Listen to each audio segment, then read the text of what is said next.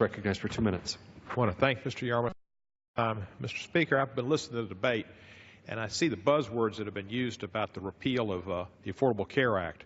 Patient-centered, that sounds good, and against bureaucrats, that sounds good. What they don't tell you is it's for the insurance companies.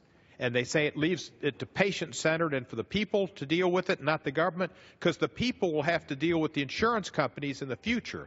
The people don't want to have to deal with insurance companies when their claims are denied, when they won't pay them, when they won't allow them to have certain procedures. That is what the American people are against, and the Affordable Care Act was insurance reform on steroids.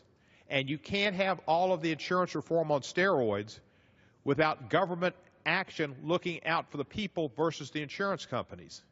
They also don't tell you about rich people, who the other side's always concerned about, who can use tax credits and get a lot more money for their tax credits because they're in a higher tax rate than others. So in essence, they're going to get more out of this.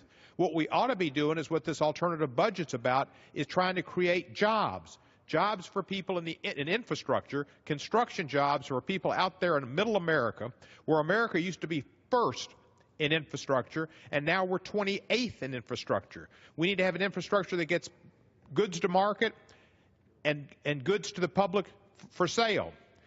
That helps create jobs further. Jobs is what's important, and it's where America used to be first in infrastructure and jobs. America's always been last in health care.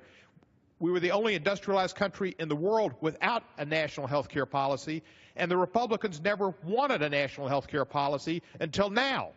So the Affordable Care Act did good because it woke the people up on the other side of the aisle to the fact that we needed to have a policy to make sure people got health care, because they've never, ever cared about it.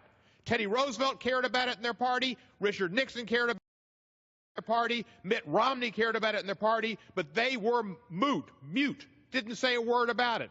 All of a sudden, because they found something they thought is good. 2/3 of the people in Tennessee like the Affordable Care Act. Don't repeal it. Pass this alternative budget and create jobs. I yield back to the balance. Gentleman from Kentucky is recognized.